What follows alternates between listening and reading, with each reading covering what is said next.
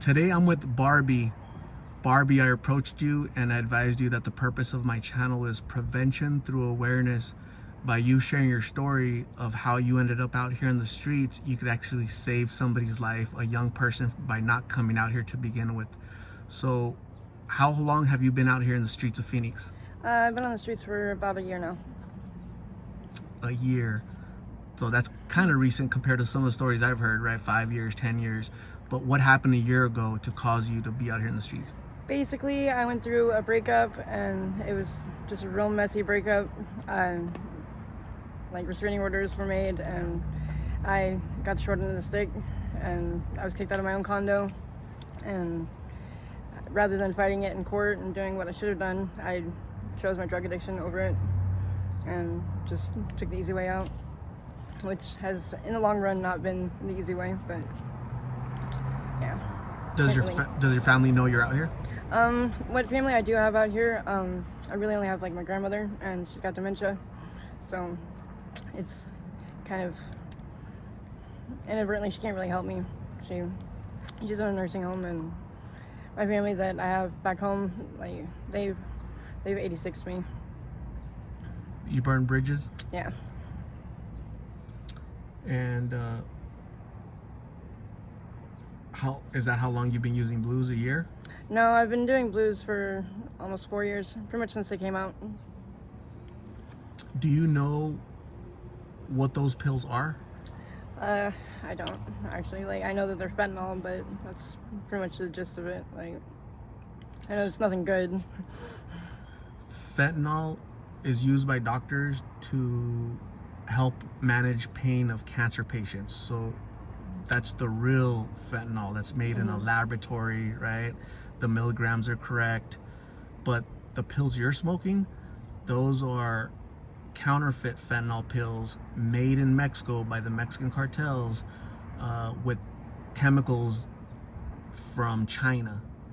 They purchase the powders, all that chemicals from China. China drops it off in the sea. The cartels pick it up, and they're out there in somebody's backyard in the jungle making batches of these pills, fake pills. They bring it over the southern border on a daily basis by the tons. That's why you pay how much for these pills? For one pill, how much? I can get it anywhere from $1 to $5. If you buy 50, it's $1, right? $1 each, $50 for 50 pills, right? If you buy one pill, it's probably about $5, $4, right? You might get it cheaper for $3, right? If they bat my eyes the right way, I can usually get them cheaper. Exactly. So the problem though is they're getting cheaper and cheaper because there's so many of them. That's a big problem with the youth. Yeah, they watch. They see it and they're like, well, hey, it's cheap. Like, might as well try it. Anybody can afford it. That's bad. Yeah. How do you feel about the young people that you see out here in the street? It breaks my heart, honestly. Like, I just picture like my little sisters, and it's sad. Like, it's really sad. How old are your sisters? They're 13. I would hate to see them out here in this position, because like never in my life did I think that I would say that I fought dudes. Like never. Like, get drug out of my tent by a guy while I've been asleep. Like, I've had so much shit happen to me since I've been out here that like never in a million years did I think it would happen. Lots of violence. Lots of violence. And like, they just have no care in the world. Like, whether you're male, female, like, they treat you like you're a male. And like, I'm like 120 pounds maybe, soaking wet, and like, I've literally taken on dudes that are twice my size. And like, I think it was like a fight or flight thing that saved me, but like, never did I think anything like that would ever happen in my life. So these creeps out here, they see you like vulnerable. Yeah, like, I'm a single female. Like, they either think that I'm someone that they can get at, or like they try to get at me. Like, it's constant. Like, and like, I've gotten pretty good at like turning dudes down, but sometimes they just keep at it, you know. And you got to be a little bit more firm of a jerk. Yeah. So that's more the reason for you to get treatment and get off these streets, because there's nothing good about these streets, right? There isn't. If the pill doesn't get you, the police will get you. Exactly. These creeps will get you. So it's like, when do you sleep? And you don't. Like, literally, I was falling asleep while walking down the sidewalk the other day, just because it'd been like a week since I'd gotten like good sleep where I felt like I was safe. I could fucking legitimately go to sleep and know that I would be okay when I woke up, know that my stuff would be there when I woke up, like all of it. I've started cutting electric boxes open and locking my stuff up inside of them because I know that it'll be safe when I wake up. Like, that's really sad. What you have to resort to stay safe. it is. It really is. I don't think, you mentioned it earlier, not in a million years did you ever think you'd be in this position. And I think it's a trap, right? It's a trap, right? Oh, here, try it, Barbie. Mm-hmm. You try it, and boom, a year later, 2 years later, you're stuck. Yep. And it's a cycle every day. You get up, how to make money because I need those pills, Yep. right? And it's like, so, okay, what am I going to do to hustle today to get the money so that I'm not sick or so that I can even function?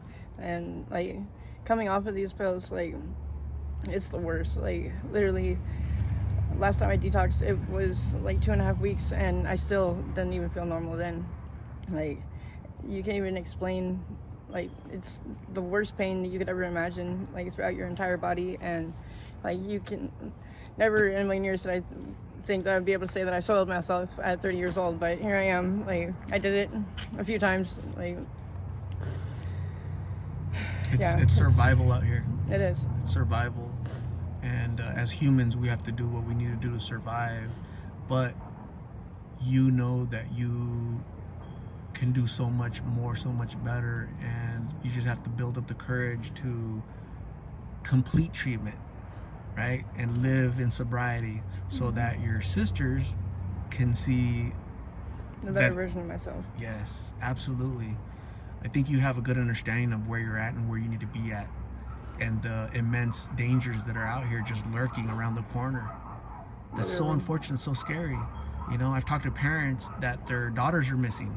Haven't heard from them in years. I have like 3 girlfriends right now that I think off the top of my head that are MIA. Like, nobody knows where they are.